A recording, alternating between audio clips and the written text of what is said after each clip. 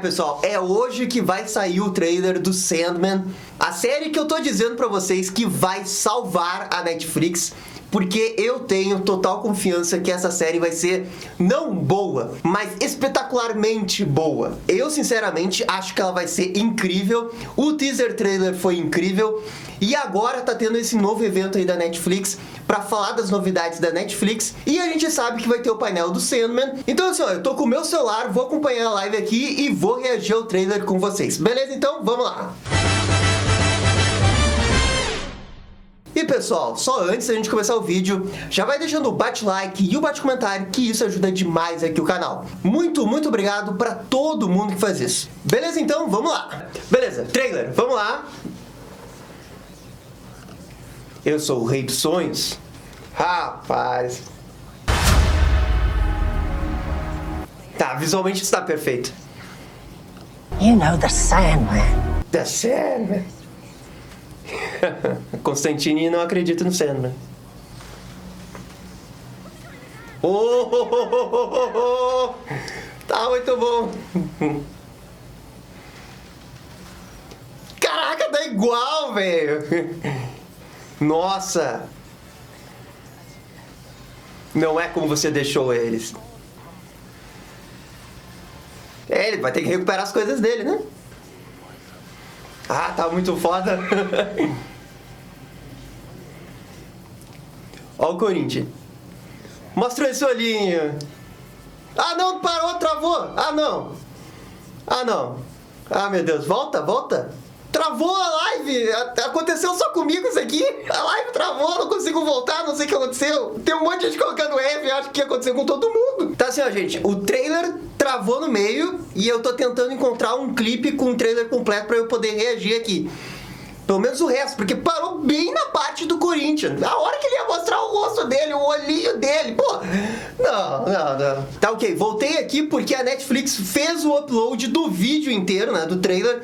E agora eu vou reagir só o pedacinho final aqui. Que raiva dessa Netflix. Reconstruindo. Farei com que eles lembrem. Aí, ó. Ele está livre. Saiu da jaula. Ah, não mostrou! Putz, foi realmente bem no finalzinho. 5 de agosto.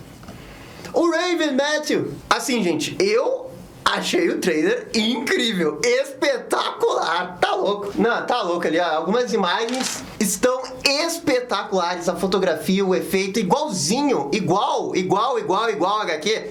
O pessoal tanto reclama que quer ver igual HQ, não sei se dá pra ficar mais perto do que a HQ do que isso. Tem alguns frames que são exatamente iguais. A questão agora é como que eles vão adaptar os arcos. Porque assim, ó, parece que a gente tem 2 arcos, né? O primeiro que é o Prelúdios e Noturnos, porque toda essa primeira parte que o Morpheus fica preso, que os humanos contêm ele ali naquela jaula, aquilo dali é o primeiro arco, né? Que o Sandman consegue se libertar quando uma pessoa acaba ficando um pouco adormecida perto da jaula dele, e ele consegue criar um pouquinho de pó e ele se livra dali e volta pro seu reino depois de ficar muitos e muitos anos longe do reino dele. Essa é a premissa toda do primeiro arco. E a partir daí ele começa uma jornada para recuperar os itens que ele perdeu, porque as pessoas que roubaram dele acabaram indo para cada lado, e os itens, né, principalmente a joia, ele precisa pegar de volta para recuperar 100% dos seus poderes. Só que esse primeiro arco do Prelúdio, ele termina com um vilão que até o momento eu não vi ele em nenhum lugar, que é o Doutor Destino. Ou talvez eu vi, eu não percebi ali. Mas como eles também colocaram um Corinthian, e ali nas entrevistas da Netflix a gente viu a Rose Walker, me parece que eles vão misturar 2 arcos, né? Os 2 primeiros arcos. O Prelúdio com a Casa das Bonecas. E esse arco aqui da Casa das Bonecas é um baita arco, é espetacular. O final, o entendimento todo da manipulação que eles fazem com os homens, mas também é vice-versa. Nossa senhora, não dá, meu. Esse segundo arco é muito bom. Também tem esse negócio que, por exemplo, a Johanna Constantine, ela não tá lá no século XIX, ela tá nesse século. Então, me parece que eles vão fazer realmente uma substituição do John Constantine pra Johanna Constantine. Não vai ser a Lady Johanna Constantine, digamos assim. E me parece que isso é por causa de direitos autorais, né?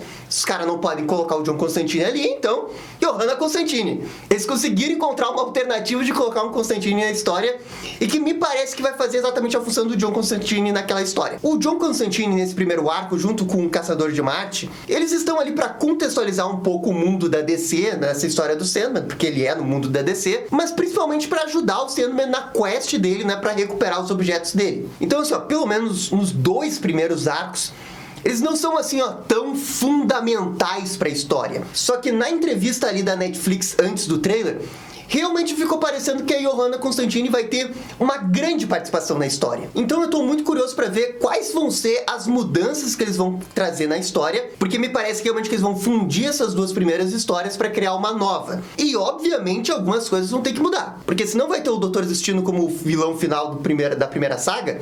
É óbvio que as coisas vão mudar. E é um pouco o que o Neil Gaiman falou ali na entrevista da Netflix. Essa primeira temporada é muito mais pra falar das mudanças, tanto metafóricas quanto as óbvias. Então a gente tem uma mudança narrativa e metafórica.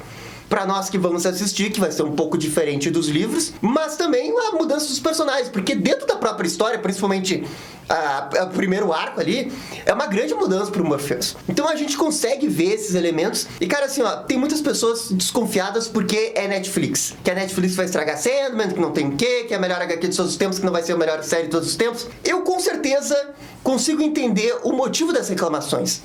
Netflix às vezes consegue estragar algumas coisas, mas eu não sei, eu ando um pouco mais confiante com a Netflix recentemente. E essa série do Sandman, até o momento, eu não vi nada pra botar defeito. Os efeitos especiais, os mundos ali, o Morpheus, o casting, o visual das coisas, a máscara do Deus que ele carrega lá como símbolo. Assim, ó, velho, pra mim tá absolutamente incrível tudo que eu vi nesse momento. Posso quebrar a cara? Óbvio que eu posso. Pode ser ruim? Pode. Pode ser muito ruim, mas eu não acho que vai ser muito ruim, não. Eu acho que vai ser incrível. Essa é a minha opinião sincera. E um dos motivos de eu achar que vai ser incrível, Neil Gaiman tá ali e ele não tá assim, ó, participando de vez em quando. Não, ele tá ali ativamente, todo dia tava ali, participando da história, participando das gravações, participando do casting. É quase como se ele fosse o diretor da série, com tamanho envolvimento. Cara, assim, ó, é quase a adaptação dos sonhos. Se vai ser bom, se vai ser ruim, temos que ver. Mas, por enquanto, velho, tudo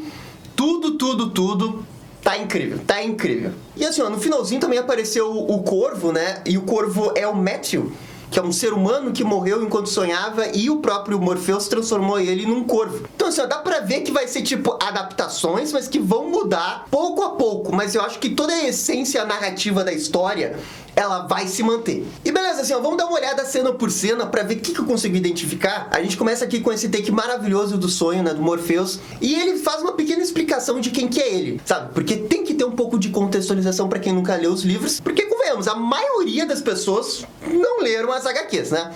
E todo o universo Sandman é um universo complexo e tem que ter um pouco de explicação, tem que ter um pezinho de introdução pra explicar esse universo. Mas assim, ó, eu tenho certeza que à medida que a história vai avançar, o pessoal vai entender melhor por que as pessoas amam Sandman. Porque não é sobre o universo, é sobre deuses que teoricamente estão acima dos seres humanos, mas eles têm tantas dúvidas quanto nós, sabe? Eles não são muito diferentes da gente. E aqui logo no início a gente já vê essa espécie de culto, né? Tentando invocar um perpétuo. E se eu não me engano, eles estavam tentando invocar a morte e eles acabam invocando o sonho. E toda essa sequência aqui da invocação do sonho é exatamente igual a HQ. Exatamente. O que eu acho que pode mudar um pouco é o ano em que ele foi chamado. Porque ele acaba sendo preso ali durante a Primeira Guerra e ele fica preso até 1889, 1888, um negócio assim. E aqui resta a gente saber em que ano que ele vai ser preso e em que ano ele vai ser libertado. Por toda a estética que a gente vê do mundo dos homens, me parece que ele vai ser libertado nos dias atuais. Ao contrário das HQs, que ele foi libertado ali nos anos 80. Mas claro, quando ele foi libertado nos anos 80, é porque o pessoal tava nos anos 80, entendeu? Ele foi libertado nos dias atuais daquela época. Então, como é uma adaptação, eu acho que eles estão querendo adaptar nos dias atuais, né? Porque é o que aconteceu naquela história lá. Ele foi libertado nos dias atuais. Cara, essa imagem aqui, ó, dele deitadinho, com a máscara, a Dreamstone ali do lado...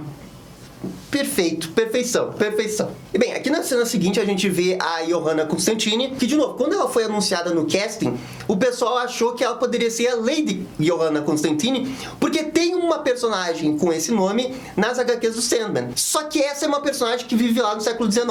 Essa daqui não, claramente dá pra ver que ela vive nos dias atuais, dá pra ver pela roupa dela. Então, é o que eu disse antes, né? Eu acho que ela vai substituir o John Constantine, até porque ela tá conversando com a Hattie, e no primeiro arco do Sandman, acontece exatamente esse encontro aí. A Hattie conversa com o John Constantine. O John Constantine, depois que é procurado pelo Morpheus, e o Constantine acaba ajudando ele. Depois aqui a gente tem esses dois takes que estavam no teaser trailer, que a gente vê essa jaula do Morpheus, né? E tá incrível. Nossa, visualmente tá incrível. Esse visual do Morpheus tá muito bom, tá muito bom. E bem, daí acontece uma coisa bem típica de HQs, né? O John Constantine, que na verdade é a Johanna Constantine, que já viu 1 trilhão de coisas, ele não acredita no conto de fadas que é o Sandman, porque o Sandman é uma história que se tem em várias culturas de todos os mundos, né? Que é aquele conto, né, do cara que joga areia nos olhos pra gente dormir. Isso tem em todas as culturas. Inclusive, eu conheci essa história por causa de um episódio das Meninas Superpoderosas, quando eu era criança. E esse que é um dos negócios do Sandman que eu acho tão legal. Ele tenta conversar com todas essas mitologias de todas essas culturas. Cara, isso é muito legal. Ele tenta ser uma coisa universal e ele consegue juntar isso de uma maneira que é muito interessante de acompanhar, sabe? Porque ele respeita todos os povos, todas essas culturas, e ele tenta trazer uma discussão sobre esses seres mitológicos, esses seres, essas divindades que estão aí. É muito legal. Cara, eu adoro. E bem, aqui na cena seguinte a gente vê 2 guardas, né? E eles acabam libertando o Sandman, dando tiros na jaula dele, o que vai fazer com que ele acabe se libertando. E assim, é curioso que esses caras aqui que acabam usando as armas, parece que eles são seguranças de alguma coisa. Eu tenho a sensação que o Sandman, ele vai ficar meio que abandonado no local onde ele ficou preso. Sei lá, vai ter passado tantos anos desde que ele foi preso, que todo mundo envolvido naquele culto lá, que até um cara era o dono, né, que rouba a Dreamstone dele, talvez esse cara já tenha até abandonado o lugar, já tenha até morrido, né, de tantos anos que isso tenha passado. Porque me parece que o jeito que ele vai ser libertado aqui é um pouquinho diferente de como que é na HQ. E aqui o Morpheus, né, usa o pozinho dele, né, pra fazer as pessoas dormirem. Cena maravilhosa. Gente, essa é a cena que eles deveriam ganhar M já, com todo respeito. Caraca! Que coisa! O quadrinho ganhou vida ali, ganhou vida. Maravilhoso isso aqui.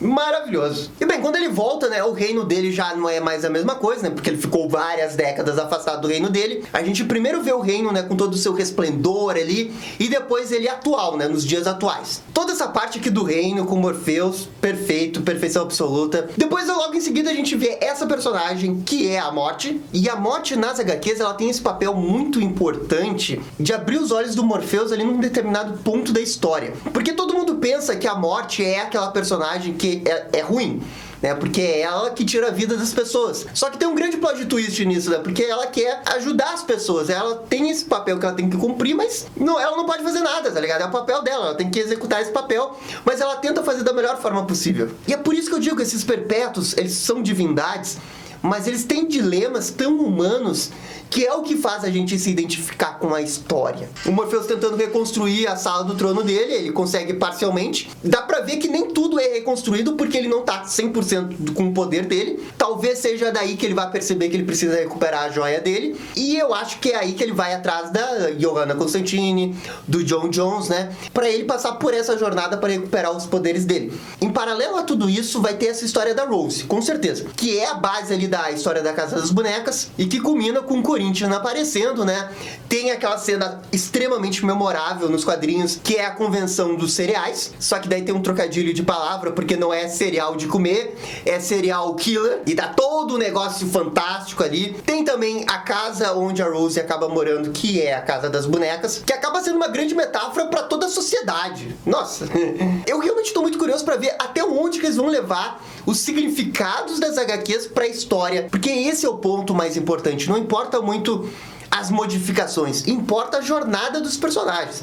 E eu acho que é isso que eles vão manter a essência, sabe? As mesmas coisas que o Morpheus, a Morte, o Desejo, todos esses que passaram nas HQs, eles vão ter as mesmas coisas. Principalmente a Rose, porque ela me parece uma personagem extremamente importante por causa da Casa das Bonecas. E ela disse também na entrevista que no episódio 8 ela vai pro mundo dos sonhos e foi muito difícil para ela atuar porque não tinha como imaginar as coisas que estavam acontecendo. Olha, me parece que ela tá citando umas páginas diretas das HQs do final do arco da Casa das Bonecas, e esse é o momento da história que faz uma ligação direta ao fato do Sandman, né, o Morpheus, ficar preso por tanto tempo naquela jaula. Então me parece que eles vão fazer esse início, meio e fim, do início dele sendo preso, o meio dele se libertando e o final envolvendo a Rose. E no finalzinho a gente vê o Corinthian e eles não mostram, né, o rosto dele. Por que não? É porque nas HQs ele tá sempre usando um óculos escuro, porque o olho dele, né, na verdade são dentes humanos. Ele tem 3 bocas, digamos assim. E o Corinthian, ele é um pesadelo que foi criado pelo próprio sonho, só que, obviamente, deu algo errado ali pra ele agir tão do mal assim. Ele acaba invocando os sentimentos do mal das pessoas, ele se apropria disso. Ele tenta se aproveitar desses sonhos, pesadelos que as pessoas acabam tendo. E o Corinthian, depois que o Sandman ele é preso, ele fica vagando, né, pelos Estados Unidos e acaba influenciando as pessoas a agirem de uma maneira meio psicopata, serial killer. Toda essa parte aí do Corinthian, eu tenho certeza absoluta, vai estar da primeira temporada. Eu não consigo ver como que eles não vão adaptar esse pedaço da história. Porque é um pedaço da história tão legal, tão incrível, tão metafórico, com tantas mensagens interessantes, reflexões que a gente tem, que, assim, ó, eu acho impossível não adaptarem isso. Impossível. Então, assim, ó, pode se preparar, porque toda aquela parte da convenção eu acho que vai ter. Enfim, gente, trailer sensacional. Ah, Gabriel, mas eles não revelaram muita coisa. Não precisa revelar, gente. Gente, não precisa revelar. Só tem que nos deixar com vontade de querer assistir na hora. Como eu já conheço a história, isso daqui que eles mostraram é muito suficiente pra eu estar muito hypado pra essa série. Não é pouco, muito. Porque visualmente tá incrível, eles têm o Neil Gaiman, eles estão querendo adaptar a ideia da história, mesmo fazendo pequenas modificações. E quando eles fazem as adaptações iguaizinhos às HQs, é incrível, visualmente é incrível. Então, assim, ó, eu acho que essa série vai ser incrível. Com todo respeito, eu acho que vai ser incrível. Eu acho que é um forte concorrente a uma das melhores séries do ano. E o melhor de tudo é que depois disso ainda tem umas 5 ou 6 sagas que eles podem adaptar por 2, 3, 4 temporadas se eles quiserem. Então, assim, ó, hype, vai ser incrível. E Netflix, não lance todos os episódios de uma vez. Um por semana, tá? Um episódio por semana, pra gente tirar o melhor, pra gente absorver cada episódio, pra gente fazer as teorias, pra gente ver o que a gente acha que vai mudar, pra gente ver o que vai acontecer. Por favor, um por semana, não todos de uma vez. Esse é o meu sonho, Morpheus. Esse é o meu sonho, Morpheus. Mas enfim, gente, isso aqui é só a minha opinião. De repente você viu o trailer, você não gostou nada, você não entendeu nada. Comenta aqui o que vocês acharam. E no mais, gente, é isso daí. Muito obrigado e dá-lhe DC. Porque Sandman é DC também. Vocês estão pensando o quê? E essa foi a nossa reação ao trailer do Sandman. E aí, gostaram? Não gostaram? Deixem suas opiniões nos comentários. E se curtiram o vídeo, deixe aquele joinha e inscreva-se no canal para ficar sabendo absolutamente tudo sobre Batman. Obrigado, gente, e até a próxima. Tchau, tchau.